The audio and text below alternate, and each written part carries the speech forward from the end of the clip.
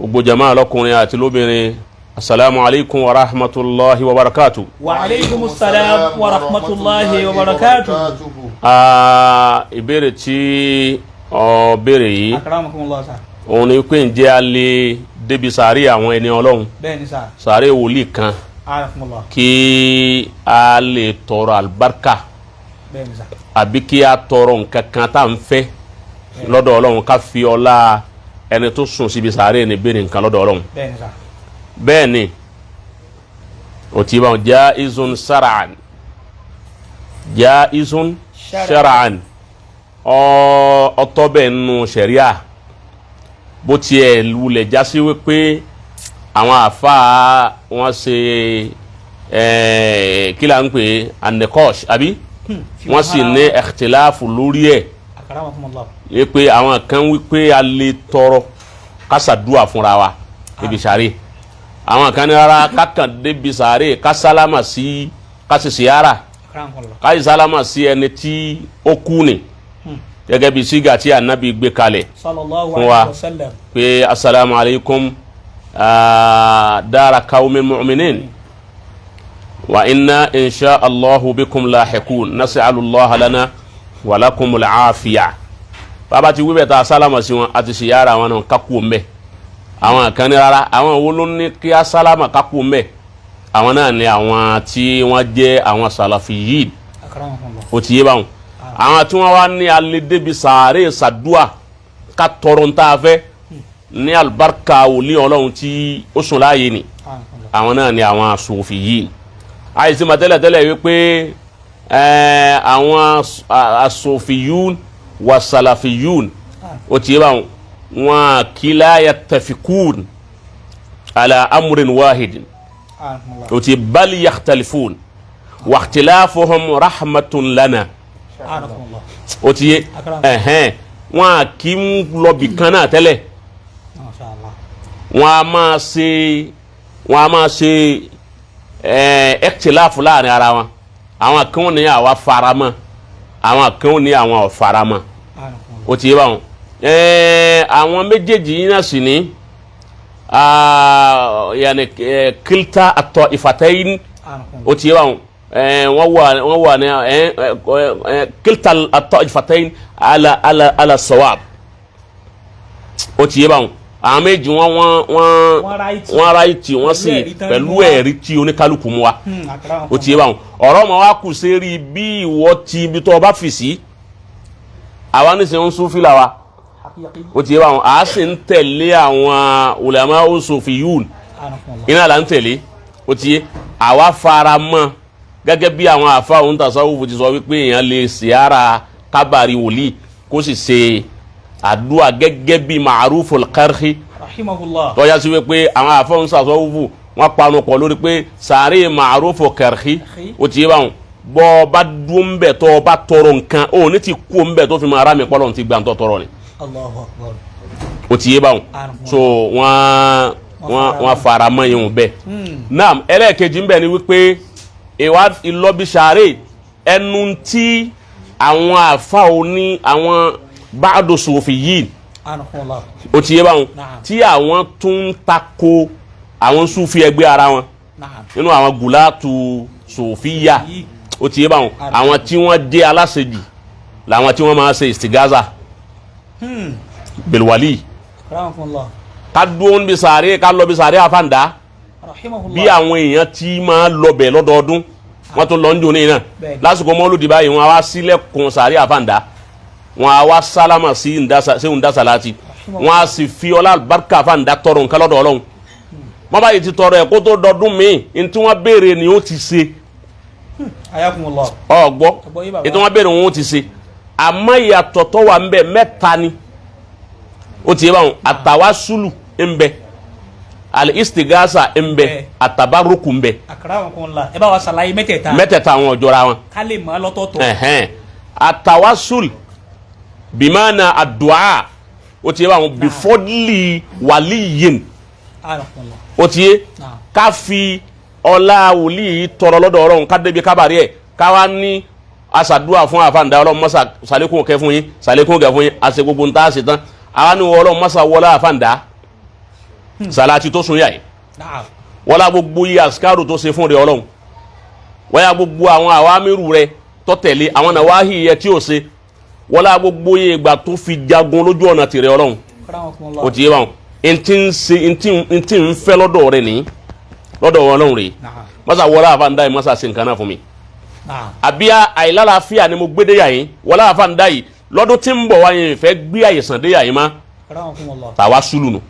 Niyun. iná nìyẹn èyí ń já isun ṣara Ó tọ́. èyí ń tọ́ ìyẹn lè síbẹ̀ àbí kò dé kábàárì Sheikh Adam Radiyallahu ta'ala anhu. ó ti yé báwọn gbẹgẹ mo sọ n bí programu kan pé ọ̀kan nù àwọn àfa ó ti yé báwọn ọ̀kan nù àwọn àfa ọwọ́ adébi kábàárì Mawlana Sheikh Adam ní marikasi ń bẹ̀ nínú ọwọ́ asekùnrin ọwọ́ sí yàrá kábàárì wọn ọwọ́ awọ́bẹ̀ kọ̀ wá tún rí àyè wọnú ilé ojú windo lọ́dúró ní kàn wo kábàárì náà kábàárì ọwọ́ asàdúrà fún Sheikh Adam ọwọ́ ni wọ́n Ọlọ́run ọwọ́ yẹ pé lóòótọ́ gbogbo tí Sheikh Adam fi lo ayé orí ni tí ọba nkankan jẹ́ nínú ẹ̀sìn rẹ̀ ó tún ṣe ni wọ́n gbogbo yẹ ẹ̀dá tí Sheikh Adam yìí kọ́ mímà tó sì fi ìsìlámù mà wọ́n wọ́n yà gbogbo yẹ ìgbà tó fi ṣe dáwà lórí tìrẹ Ọlọ́run wọ́n yẹ gbogbo ìgbà tó fi pè ọ́ tọ́wọ́ yẹ pé lóòótọ́ lọ gbà á lẹ́rú ó sì gbàṣẹ́ rẹ̀ lóòótọ́ ìyàwó òun ọdún mẹ́ẹ̀ẹ́dógún ní táwọn ti ń wá ọmọ mo ti sọ rí Bẹ́ẹ̀ni, sọ́wọ́n àṣẹ. ó sì ní oníṣáìdì Bẹ́ẹ̀ni, ọlẹ́rìí ó ti ìyàwó òun ọdún mẹ́ẹ̀ẹ́dógún ní gbogbo nǹkan làwọn ti ṣe àwọn lọ hospital àwọn tó gbìyànjú kọ lọ kò bímọ kò gbọ́ pa wọ́n lọ́wọ́ òun bẹ̀ ọ́ ní ọdún tí ń bọ̀ wá òun fẹ́ wáyé àyín láti wá dúpẹ́ lọ́dọ̀ rẹ Ọlọ́run ó ti yé báwọn lálùbáríkà Sheikh Adam yìí òun fẹ́ kí ìyàwó òun ó lóyún kó fún òun lọ́mọ ọkùnrin lòun sì ń fẹ́ lọ́dọ̀ rẹ Ọlọ́run bọ́n bá sì bí ọkùnrin náà Ádámù náà lòun ọ̀sọ̀ Allahu Akbar. ó ti yé báwọn gbà tí ó délé kò ju oṣù kan sí oṣù kejì lọ tí ìyàwó rẹ̀ fi lóyún Bẹ́ẹ̀ni, Ọlọ́run gbàdúrà ìyàwó náà. Ọlọ́run gbàdúrà ìyàwó náà ó wá bí ọmọ náà ó wá sọ ọmọ náà ní Ádámù ó ti yé báwọn hasba wa'adihi èyí tí ó ti ṣe kalẹ̀ náà èyí ń jẹ́ àmà wípé àwọn ẹni Ọlọ́run ikú wọn ààyè ni la tahsabanna alladhina qutilu fi sabilillahi amwatan bal ahyahum inda rabbihim ń gbọ́ jásí wípé àmì ni wọ́n a lè fi wọ́n ṣe tàwásùlù bẹ́ẹ̀ sọ́dọ̀ Ọlọ́run ká sì lọ kábàárì wọn ká sì bẹ́ẹ̀ Ọlọ́run sì gbà. Ọlọ́run sì gbà Sótọ́ bẹ́ẹ̀. ọ̀tọ̀ bẹ́ẹ̀ tàwásùlù nù. Bàbá irú àwọn yìí káwá ní irú àlà kan gbà tí wọ́n ń bẹ láyé láwọn ẹni Ọlọ́run bẹ irú Sheikh Adam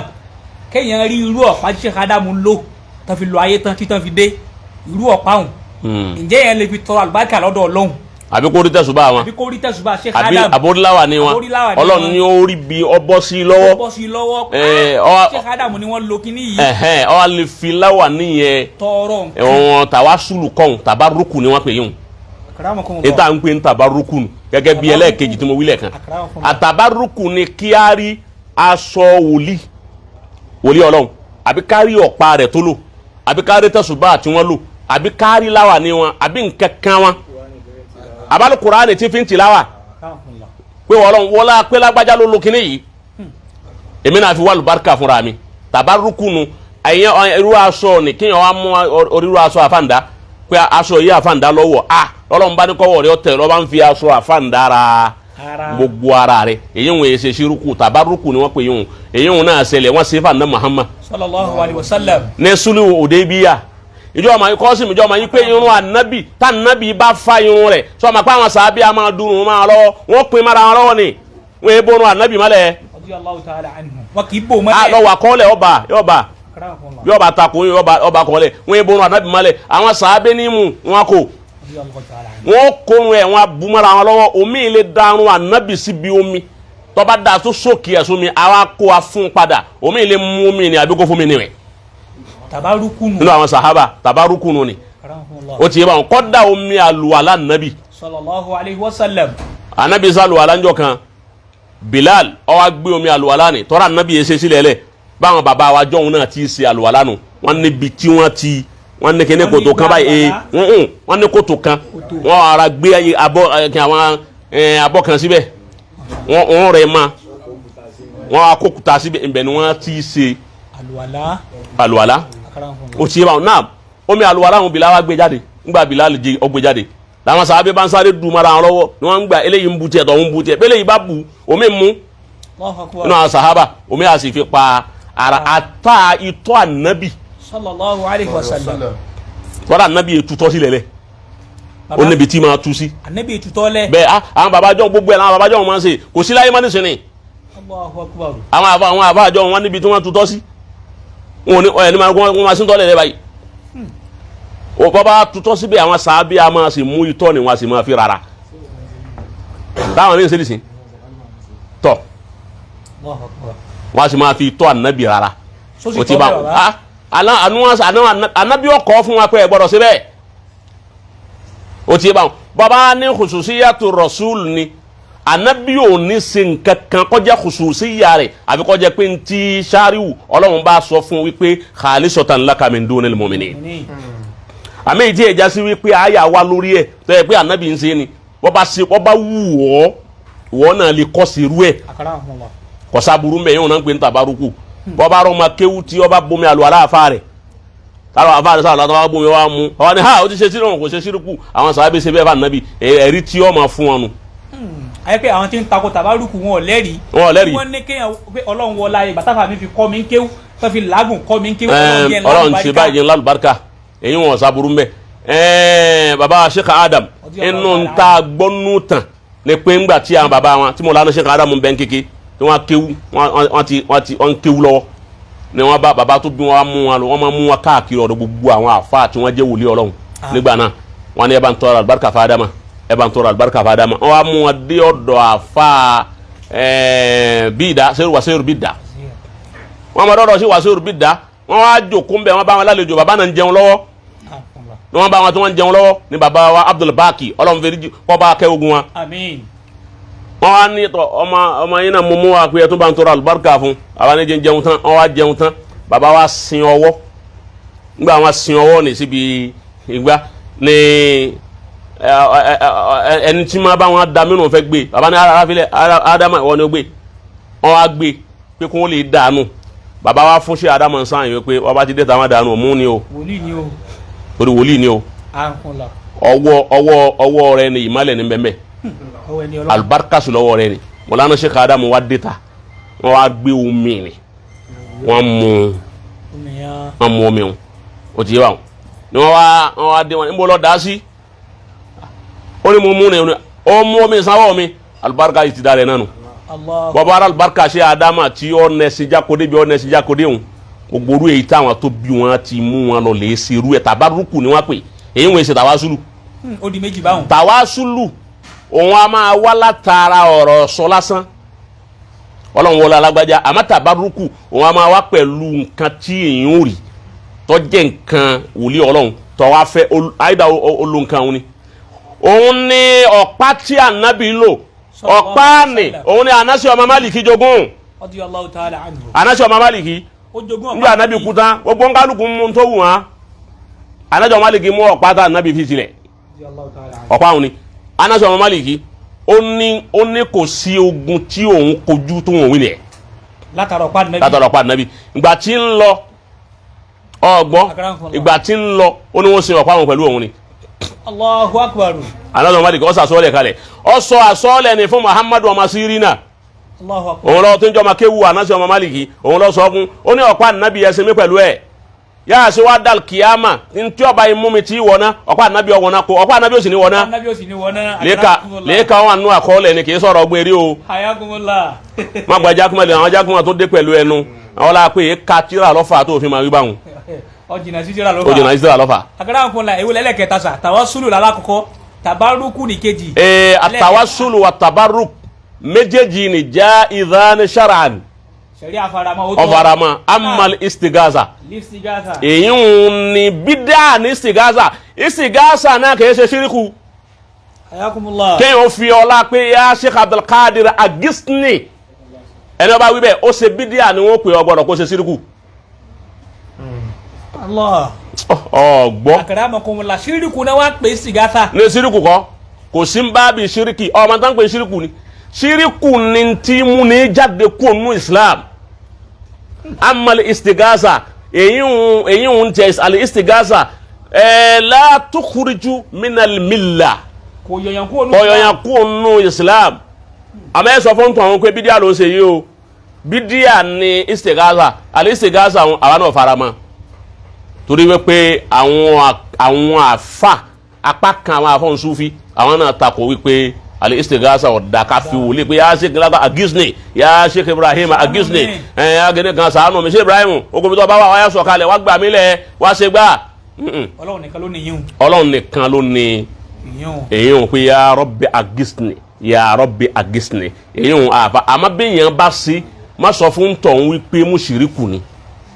ó ti yé báwọn bídíà ni irú ẹni bẹ́ẹ̀ so èèyàn lè fi ọlá èèyàn lè débi kábàárì wòlíì kan fi kọ́ tọrọ tí àdúrà rẹ̀ ó sì gbà tíṣẹ̀rí a sì fara mọ́. bàbá téèyàn bá wà lọ ṣerú ẹ̀ níbi sàárẹ̀ ànábùwà Muhammad wọn kọ́ sallallahu alaihi wasallam sàárẹ̀ tànábì kọ́ kéèyàn dé sàárẹ̀ ànábì kéèyàn wá ṣàdúà kéèyàn tọrọ àdúà sàárẹ̀ ànábùwà Muhammad. Ànábùwà Muhammad sallallahu alaihi ta'ala wa sallam. kéèyàn débi kábàárì ànábì. bẹ́ẹ̀ni. kọ́ á lọ lè ṣe kí ló pé. kó lè tọrọ àdúà. ńgbà tí sọ wípé ti àwọn wòlíì tọ́ ó ti yé báwọn bóńtà ná Muhammad ò ṣe ní tọ́ ìtọ́ títà nábì tọ́ náà ló jẹ́ káwọn wòlíì náà tọ́. lọ́nà wo. ńgbà bá débi kábàárì ànábì so orí wọn máa pé ẹ bá débi kábàárì ànábì wọn ní ẹ má tọrọ àdúrà nbí kábàárì ànábì ẹ kàn sálámà kẹ kú mbẹ àwọn sàlàfì yìí ni wọ́n wí bẹ́ẹ̀ àwọn Sufi àwọn kọ́hún. wọ́n lẹ́rìí sá. kílẹ̀ rí wọn. wọ́n lẹ́rìí wọ́n mú ẹ̀rí kan wá tí hadithu náà ni hadith tèmi àti yíma náà ni pé la'anallahu al-yahuda ittakhadhu qubura anbiya'ihim masajida na fi hàn náà wípé hadith wọn mọ̀ náà àwọn kò níbi ká mọ̀ lè ṣàdúrà ní sáré. masajida nù ọgbọ ittakhadhu qubura anbiya'ihim masajida. la'anallahu al-yahuda wan nasara ittakhadhu qubura anbiya'ihim masajida kò fi mùsùlùmí sí ọ bá wá síbẹ̀ ni. akramakumullah. kò fi wá sínú rẹ̀ aliyahuda wa nazara ẹlẹ́ẹ̀kejì ìtẹ̀kásù kuburi anbiya ihim mazajida kìí ṣe masalasi tá a ti ń kírun ni wọ́n wí kìí jẹ́ pé wọ́n mọ ilé lórí wọ́n mọ masalasi lórí kuburu anbiya ihim ìtumọ̀ yíwọ̀n mazajid ìkílẹ̀ ń pè ìtumọ̀ káàdì kọ́hún ayé bẹ̀ kọ́ wọ́n mú sàárè àwọn ànábì Ọlọ́run wọn máa lè fèrí kan sàárè wọ́n máa lè fèrí kalẹ̀ mẹ́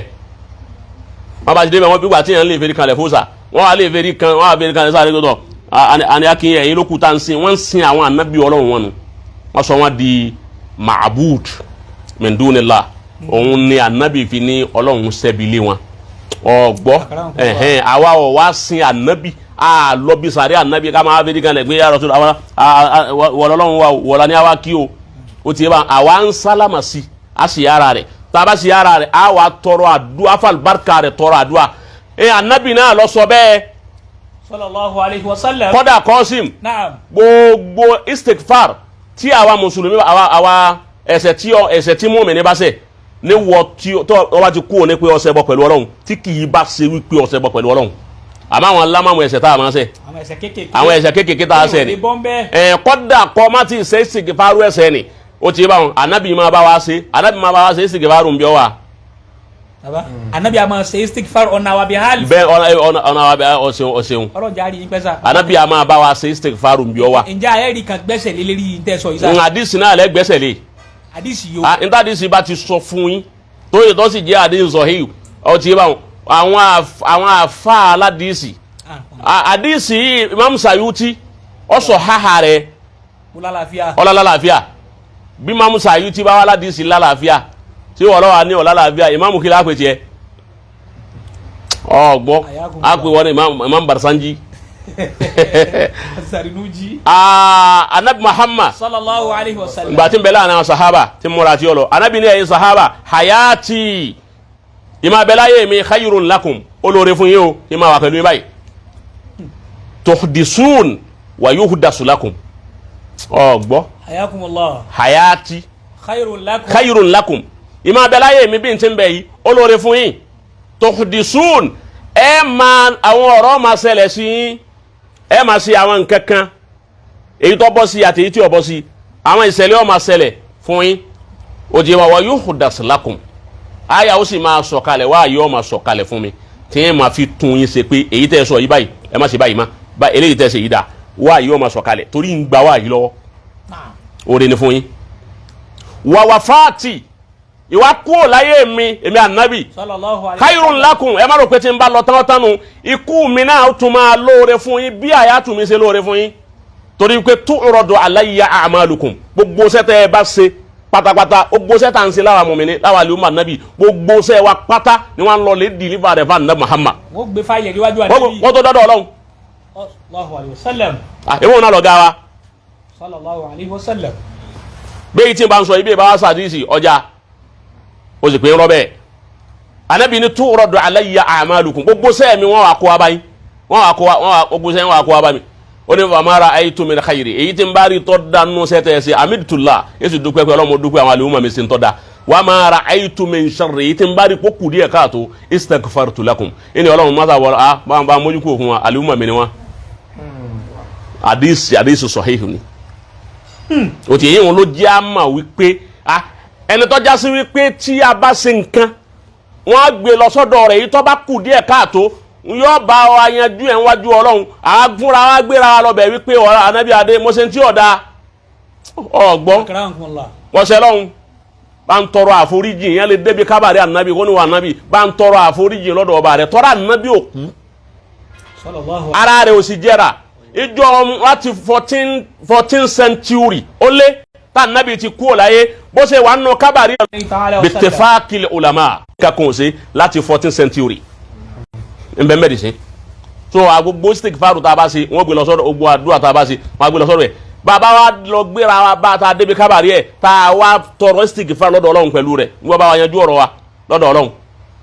a sì tọrọ ṣàfáà lọ́dọ̀ rẹ̀ bẹ́ẹ̀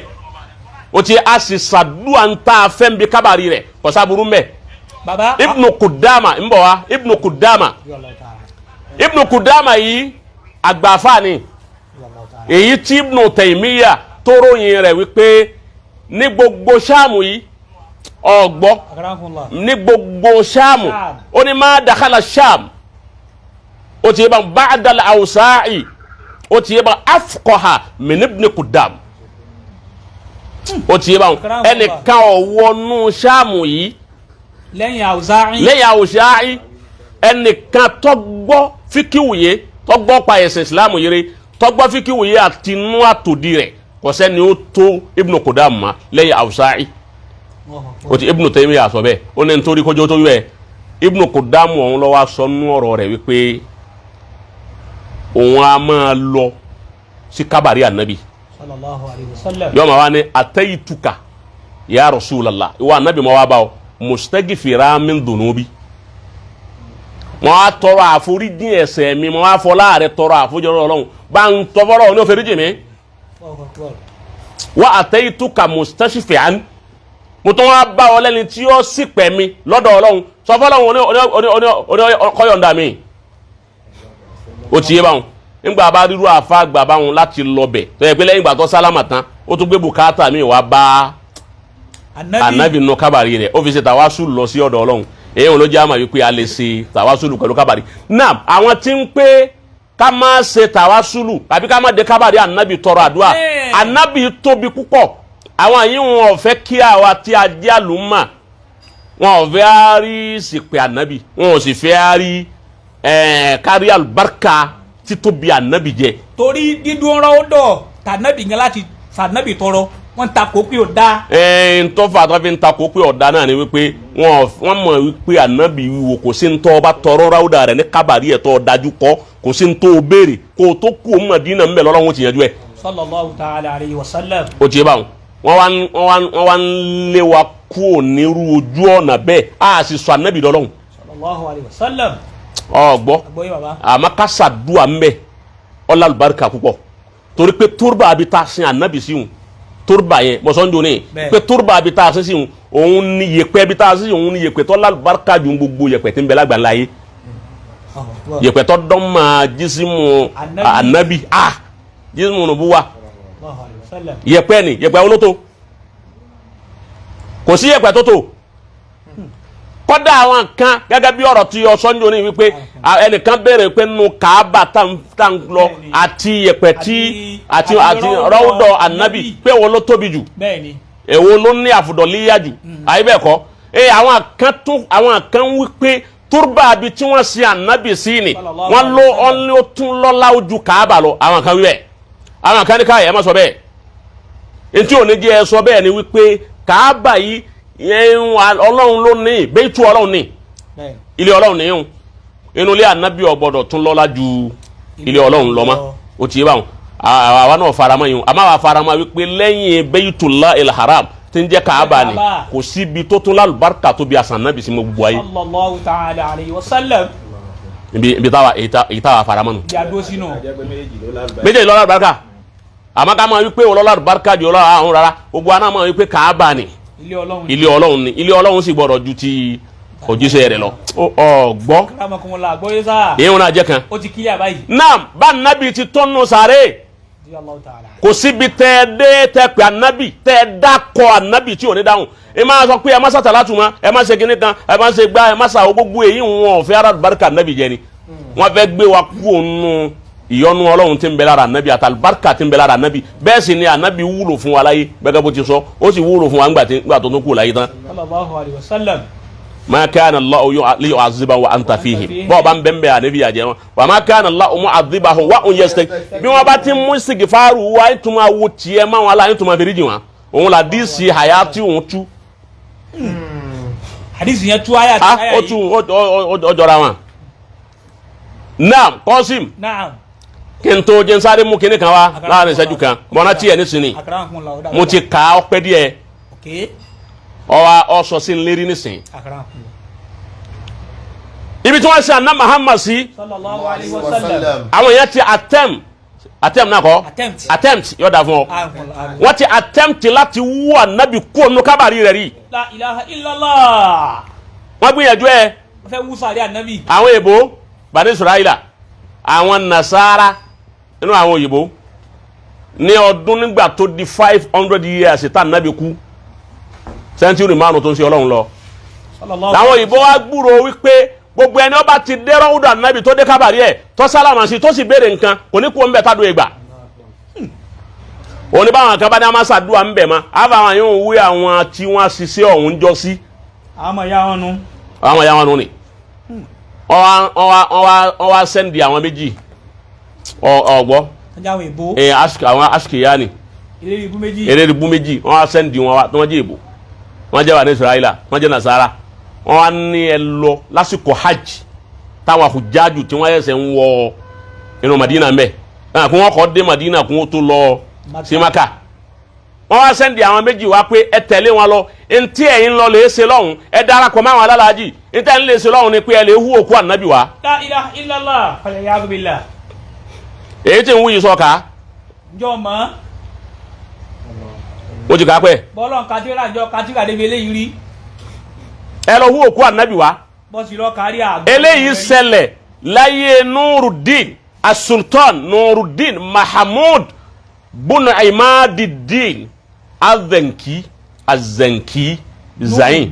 Nuruddin Mahmud bunu Imaduddin Azanki òun Sultanu Sham nígbà náà ayé lè yí ṣẹlẹ̀ ó sì jẹ́ as-Sultanu al-Adil ẹni tó ní àdáàlà ni ó nífẹ̀ẹ́ ànábì Buhaya ó sì wà ó wà justify ó wà just lọ́dà fún ó sì wà lóyà sí ànábì ó nífẹ̀ẹ́ wọ́n practice justice ọlọ́run barakallahu fika ní khalifa náà ní sultanu náà ayé ẹ̀lẹ́lẹ́ yìí ṣẹlẹ̀ nígbà wọn dé sí Makka ní Madina nígbà wọn dé bẹ́ẹ̀ wọ́n darapọ̀ máa wà hujjaj wọ́n wá lọ gba ilé tí wọ́n dé sí ilé ọ̀hún ó jìnnà sí ẹsẹ̀ tí ń bẹ láàrin ilé náà ogójì ẹsẹ̀ lọ síbi tá a sin ànábì sí. sallallahu alaihi wasallam. ilé ọ̀hún tí wọ́n dé sí. kọ́ wá sẹ́ni kẹtọ́ mà gbogbo àwọn tí wọ́n wá wọ́n ká lóko àwọn wọ́ra ọ̀dọ̀ wọn ń sàdúrà wọn ń ṣe gbogbo ẹni. ibẹ̀ ni Mahamudu Zanki òun ṣe ń bẹ ní Sham òun ó wá sí hajj ó wá sùn lójú oorun ó wá rà nàbí Muhammad sallallahu alayhi wa sallam ọgbọ Muhammadu basharun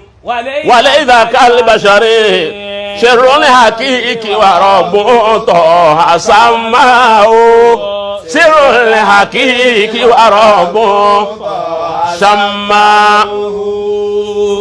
Muhammadu basharun. Ìyẹn la abara bíi tiwa la nabi. Walaysa kal bashari. Àmọ́ abara tèmi àti ẹ ọlára bíi tiwa ni àmàrà rẹ̀ ọjọ́ tiwa. Sirrun hakiki wa rabbun taha samao. Sirrun hakiki wa rabbun taha samao. Qasim. Akramakumullah. Àwọn àgbàlẹ̀ síbi tí ó jìnnà sí. Èdè ó jìnnà sí. Rawdọ̀. Ńgbà àwọn gbalẹ̀ síbẹ̀. Ní Mahamudu Zanki lọ́wọ́ sùn lójú oorun ara na Muhammad anabi wa ni ya Mahamudu ankisni min hadhaini rajulain wọ́n pè ya Mahamudu ankisni min hadhaini wa Mahamudu bóra lóhun rescue me gbà mí lọ́wọ́ àwọn ọkùnrin méjèèjì wa ashara ilayhima anabi wa kó àwọn méjèèjì ó wá gbé fọ́tò wọn wá fún Mahamudu Zanki lójú oorun ó wá gbé fọ́tò wọn wá ẹgbẹ́ gbé fọ́tò àwọn méjèèjì wá Mahamudu Zanki rí àwọn méjèèjì báyìí Ànábì ní àwọn méjèèjì ń gbà mí lọ́wọ́ wọn o ọba tají aláwo ni àbíyàn bá sì lára ara nà Muhammad aláànábì hakiki ní ọjẹ bẹ́ẹ̀ bá sì rà ànábì lórí ọba tún sùn lójú oorun jọ́ kejì ọba tún rí bẹ́ẹ̀ gbà tó di ọkẹ ta tí Ànábì tún ní àní ọgbà mí lọ́wọ́ àwọn ọkùnrin yìí sẹ́ lọ́ba di wípé Mahamudu Zanki lọ́ba dìde lójú oorun ọba ṣadda rehal ó digari ẹ̀sìn ó kó àwọn ẹmẹ̀wà rẹ̀ àwọn security tí ń lò ọlẹ́yìn security ọya wíyẹ múra ní tológun ó di Madina pẹ́ lọ hajj lọ́dún yìí bẹ́ẹ̀ ni iṣẹ́ Ànábì bá mi ní sìn mo fẹ́ lè jí sí oṣù Ọlọ́run bẹ́ẹ̀ làwọn ẹni Ọlọ́run máa yọ sí àwọn tí wọ́n bá lóyà sí wọn àwọn ẹni Ọlọ́run ò ní yọ sẹ́nìkan àfẹnitán bá lóyà sí torí wọn ò ní yọ sọ́ta wọn. tọ́ta àwọn ẹni Ọlọ́run bá lóhùn rí wọn àwọn kọ́ lórí torí wọn ò ní yọ sẹ́ni tí jẹ́ ọ̀tá wọn. ọgbọ́ àgbọ́yé bàbá ọba di wípé ọba gbéra ó di Madina nígbà tí ń dé Madina ó wá ní kí gbogbo àwọn security ó ní kí wọ́n lọ lè sọ fún kí wọ́n kó gbogbo àwọn tí ń bẹnu haramu Madina yẹn àwọn tí ń bẹ ń bẹ ó ní wọ́n kó wọn jáde wọ́n fẹ́ rí gbogbo wọn nísìnyí wọ́n wá lè kó gbogbo àwọn tí ń bẹ ń bẹ ó ní kí gbogbo haramu ni ọ̀dá kínú haramu ọ̀dá ní Madina ń bẹ gbogbo wọn jáde wọ́n wá jáde wá wọ́n wojú wọn lẹ́yọ kọ̀ọ̀kan wọ́n yọ wọn lẹ́yọ kọ̀ọ̀kan báyìí ń yọ wọn lẹ́yọ kọ̀ọ̀kan ń wá àwọn méjì tí Ànábì fi hàn lójú wọn. sallallahu alaihi wasallam. ìwà ń wá wọn ń gbà wọ gbogbo wọn tán kò rí wọn bẹ́ẹ̀ Ànábì tó wá bá mi lẹ́ẹ̀mẹ́ta ó ń ṣe Ọlọ́run àmà jarabuna alayhi kadhiban qattu. àfúráwọ́sà Ànábì rí. nígbà tí ń bẹ láyé ká tó wá pé ń gbọ́ òkú báyìí káì ẹ̀yin security ẹ̀ dúró lẹ́nu ọ̀nà ẹ máa sọ àwọn méjì kan tí wọ́n wọnú ráwùdọ̀ gbogbo àtọ́ bá wọ bẹ̀ èyí jòkó ń bì yìí wọ́n bá ti wọ bẹ̀ bá ń kún wọn wá gbogbo ẹni tẹ́ wọ́n bẹ̀ gbọ́dọ̀ wọnú lé wa kíbi ọ̀dá nígbà tí ó yà láwọn méjì ń wọnú lé wa wọ́n fẹ́ lè sálámà sí kábàárì Ànábì làwọn security bá palẹ̀ mọ́ wọn wọ́n ní excellence ń pè ọ́ ẹ̀yin méjì wọ́n bá tẹ̀lé wọn dọ́dọ̀ Mahamudu Zanki nígbà wọn tẹ̀lé wọn débi wọn dún mẹ́ ọlọ́yin méjì ń bolẹ̀ ti wá wọ́n dákọ̀ ọdún tán ti wá olórúkọ tiẹ̀ ti jẹ́ ńgbà tí ó dákọ̀ rẹ̀ ọjẹ́ Nasara ìwọ́n kọ́ ńgbà tí ó dákọ̀ ọjẹ́ Nasara èwo lẹ́yìn Nasara kílẹ̀ wá dé yàyí ààyè yìí ààyè mùsùlùmí ni ààyè yìí kọ́ yìí kìí ṣe àmúlùmọ́lá ààyè yìí kọ́ yìí ní wọ́n bá ní bẹ́ẹ̀ ni àwọn wájà lùbáríkà àwọn alálàájì ni àwọn náà ní káwọn wájà lùbáríkà ni lọ́dún yìí wájà lùbáríkà ni ibo lẹ dé sí wọ́n bá níbi àwọn adé sí ò jìnnà síbi masalasi Madina yà yìí ó ti yé Qasim ni wọ́n bá lọ bẹ̀ wọ́n wá ní kí wọ́n tẹ̀lé wọn lọ àbáyé fi fóònù lẹ̀ ju fóònù lẹ̀ náà ẹ má jẹ́ kí láàká ìmọ̀ máa ṣiṣẹ́ mi wọ́n bá ní kí wọ́n tẹ̀lé wọn lọ bẹ̀ nígbà wọ́n tẹ̀lé wọn débẹ̀ Qasim wọ́n bá bá a ti inú léwu wọ́n tẹ́ ẹ ní wọ́n tẹ́ rọ́ọ̀gì sínú ilé inú ilé wọ́n á tú gbogbo nulẹ̀ wọ́n wo nǹkan aburú tí wọ́n mú ata nàbì fi ní pé kírù mi yọ bá wọn kí n gbà wọn. sallallahu alaihi wasallam. wọ́n bá tú gbogbo nulẹ̀ wọn ò rí nǹkan kan nígbà wọn kà kí ni ẹni tí wọ́n tẹ́ sí ebi nulẹ̀ báyìí wọ́n bá rí underground mbẹ. Allah. Qasim. Akramakumullah. eléyìí máa sọ̀rọ̀ mo hun. ọ̀rọ̀ tí ó lè farabalẹ̀ ó lè ní mo hun nígbà tí yẹ katira àní ẹ máa katia. ẹ máa katia. akatia ni akatia ni kọ́ ọba katia ọba. ẹlòmí bẹ tí wàá sọ yìí yíwà lóhùn ti kà pọ̀ ń mọ̀. kọ̀má wọ́n bá máa ní wọn ọ̀gbọ́n lẹ́nu ẹ̀rí. Akramakumullah ọmọ. kọ̀sánfà ní bí kéwu ti ń bẹ lọ́wọ́ rẹ tọ̀ náà òun èmi nànú. bẹ́ẹ̀ni nǹkan tá n tali wuli mọ̀. òsínta àtàrà tó rákẹ́ ìrajà ìhìlẹ̀ wà bàlídì. ngbà rákun ṣé Qasim fọ́tò tí ń bẹ lẹ́rí fóònù rẹ tọ́ ọ bá gbé jáde tó hópin rẹ ẹnìkan ò ní rí. ẹnìkan ò ní mọ̀ wọn ni wọ́n nu gálárì mi wá wò àbí kí n pósì ẹ̀. àbí kò pósì ẹ̀ kò hópin ẹ̀. Akramakumullah. ọba bá ọ̀dà grand ẹ̀ gbọ́. Akramakumullah. nígbà wọn wọ ọ̀dà grand wọ́n di pé ó ti lu lọ ìsàlẹ̀ ó ti lu lọ lọ́run ó ti jìnnà làwọn akíkọ́ni bá wọ bẹ̀ wọ́n sàn rìn lọ wọ́n rìn lọ nígbà wọn dé àárín kan wọ́n di pé dúró ń bẹ̀ ibi wọ́n gbẹ́ ẹ dénú àti wọ́n gbẹ́ díẹ̀ díẹ̀ ni ibi wọ́n gbẹ́ ẹ dénú. èyí tí wọ́n fi ń gbé ọ̀dà grand ni wọ́n fẹ́ gba ọ̀dà grand ń débi wọ́n sin ànábì sí kún owó òkú rẹ̀. La ilaha illallah. wọ́n á gbé òkú ànábì gba ọ̀dà grand ń padà wọ́n bá lóru wọn gbé jáde kún omi wọn gbé lọ lú èbó. àwọn máa lè fi wá lùbáríkà. wọ́n máa lè fi wá lùbáríkà lọ wọ́n kà lè gbé sínú museum àbíkẹ́ lọ́wọ́ pé. museum náà ni wọ́n jí ànábì wa gbé. wọ́n gbé wọn jẹun sí ọlọ́run gbé. La ilaha illallah. ẹni sallallahu alayhi wa sallam ètò wọn fẹ́ sẹ́nu ni wọ́n fẹ́ jí gbé lọ ni ìwọ ẹni tí wọ́n ní ká má débẹ̀ ra kábàárì rẹ̀ ká tọrọ àdúrà òun nu wọ́n fẹ́ jí gbé lọ táwọn fẹ́ máa lè fi tọrọ àdúrà lọ́hùn. La ilaha illallah. èmi dé ká má ba lọ ń gbóngbò Qasim. Naam. wọ́n bá rí bẹ́ẹ̀ wọ́n bá kó àwọn méjì dọ́dọ̀ Mahamudu Zenki gbé àwọn kan wọ́n dé bẹ́ẹ̀ wọ́n ní báyìí níta bọ́ ní hẹ́n abájọ tó ń ṣe ọlọ́run fi ń fara hàn mí lákọ̀ọ́kọ́ àtẹ̀kejì àkẹ́kẹ́ ànábì náà ni òun náà ló sì kí ara rẹ̀ ní òjò orí ìwọ̀n jí gbé. lọ́dà fún ọ. wa laysa kal bashari sirrul hakiki wa rabbuto asamau sirrul hakiki wa rabbuto asamau sallallahu alayhi wa sallam. eléyìí náà o tún máa ṣe dédé mọ́lúdì ànábì táwa. sallallahu alayhi wa sallam. ọgbọ́. baba wọ́n ti fẹ́ jí ànábì wa gbé. wọ́n ti fẹ́ jí gbé. wọ́n ti fẹ́ gbé kọ́nà jí ànábì gbé. ó ń ṣe ọlọ́run fún rẹ̀ lọ́gbà rẹ̀. ẹ̀mí ànábì ń ṣiṣẹ́ fúnra rẹ̀. bẹ́ẹ̀ni ń ṣiṣẹ́ fún rẹ̀. sallallahu alayhi wa sallam. kì í jẹ́ pé wọ́n fẹ́ lọ wéèsì rẹ̀ fa wọ́n fẹ́ gbé síbi kan tí wọ́n máa jí lọ bẹ̀ gbogbo èbó ni wọ́n máa lọ bẹ̀ tí wọ́n máa lọ lè tọrọ tí wọ́n bá fẹ́ rẹ̀. baba àwọn táwọn wọ́n máa lè fọ́ra rẹ̀ tọrọ nǹkan. a máa lè fowó wà nábì a máa lè fowó wò ń bí ọ wà lọ́hùn.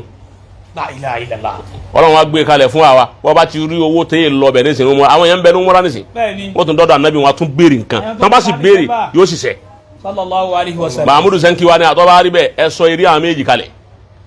wọ́n bá sọ eré wọn kalẹ̀ Mahamudu Zenki wa ni torí gbé àwọn kò sí àwọn security ní rawudọ ní aramu Madina kò sí àwọn security mẹ́ wọn ká ló kàn wọlé bó ṣe wù ní Mahamudu Zenki wa ni ntọ́kù ní sinmi wípé ẹ wá ṣe handak ẹ ṣe hafuru alhandak ẹgbẹ́ kòtò sẹ́gbẹ̀ẹ́ rawudọ báyìí yí kárẹ̀ wọ́n á gbẹ́ kòtò wọ́n wá fi àwọn resource wọ́n wá fi àwọn tí musomusomu àwọn arin somsomsomsomsom bẹ́ẹ̀ kí bẹ́ẹ̀ yẹn bá fọwọ́ lé káì àgbákò bọ́ọ̀ tẹ́mọ́lé àgbákò ọwọ́ ni ẹ fi rọ kiri ká gbogbo rawudu anabi sallallahu alayhi wa sallam. wọ́n bá fi rọ kiri ká bẹ̀ lọ́wọ́ ẹ̀sẹ̀ wá kó àwọn security pé ẹ má secure rẹ̀ ìdí inú tó fi ń bá security ń bẹ̀ dùn ní. Allahu akbar. kọ́má tó fà. òun náà sì ń lọ. wọ́n náà sì ń lọ èyí ń láàfin mà wípé àwọn òyìnbó yẹn ma válù rẹ̀ wọ́n ma fálù rẹ̀ jù wá lọ. ni wọ́n fi fẹ́ jí gbé ń jọ ọ̀hún arúgbó ọlọ́run wọn jẹ́ ànábì wa gbé alhamdulillah arúgbó ọlọ́run so ká tọrọ àdúrà ń bẹ kọ́ sábúrú ń bẹ kò sí pé bóyá àbí ẹni bá ti wá débẹ̀ wá ọlọ́mọsá wọlé ànábì ṣàánú mi o ó ti di síríkù síríkù ọkọ́lá kẹsẹ̀ bídíà istigasa ni bídà ama atawasulu wa tabaruku méjèèjì ni kìí ṣe ṣírkù. bàbá ńgbà tí àwọn according to tẹ ẹ̀ka fún wa yìí ọlọ́njà àríyìn yín pẹ́sà àǹfààní tẹ́ ṣe wáyìí àǹfààní tí àánú mọ jẹlọ láéláé àgbọ́ rí àkárí kódà àgbọ́ lẹ́nu àfa kan rí táfà kan sọ tí ẹ sọ yìí but àwọn táwọn wá tọ́lá láti jí ànábì gbé tí wọn ò rí jí gbé àwọn táwọn wá gbaṣẹ́ fún wọn lónìí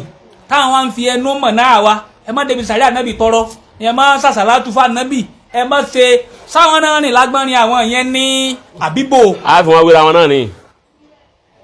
àwọn ọ̀fẹ́ ká wọn ọ̀fẹ́ kó wúlò fún wa nù ó yìí ti sọ pé wà fà ti khayrun lakum Ọlọ́run tó máa wúlò fún yín tó wọn bá kú ń bẹ̀ tán kò tí bá wọn àwọn tán ní a máa tọrọ àdúrà ń bẹ rọ́ọ̀dọ̀ rẹ̀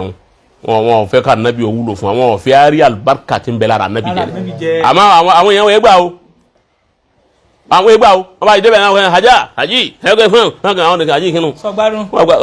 ọmọ ṣe tiẹ̀ ọmọ yìí tí mo fi wọ́n mọ́tò dé yà yìí òkè mọ́ ọmọ yìí mo lò lókè kí n tó dé yà yìí ètò wọn dé yà yìí mo fojú kan sàdá nàbí ọ̀hán ṣe hajj kọ ọlọ́mọsá wọlá nàbí sàánù mi kí n fẹ́ báyìí tọrọ ọlọ́run sì ṣe bẹ́ẹ̀ ọ̀sàbùrù mẹ́ gbogbo ọtọ́ ọba lọ sí ọba lọ múra àbọ̀ lọ Mẹ́kà ọba dọ́dọ̀ ànábì béèrè ntọ́ ọfẹ́ lọ́dọ̀ ọlọ́run o ti báwọn ẹnu opportunity ló ní wọn o tètè use ẹ opportunity come but once. once. mo ti rí nìyẹn. Naam, akramakumullahu ta'ala.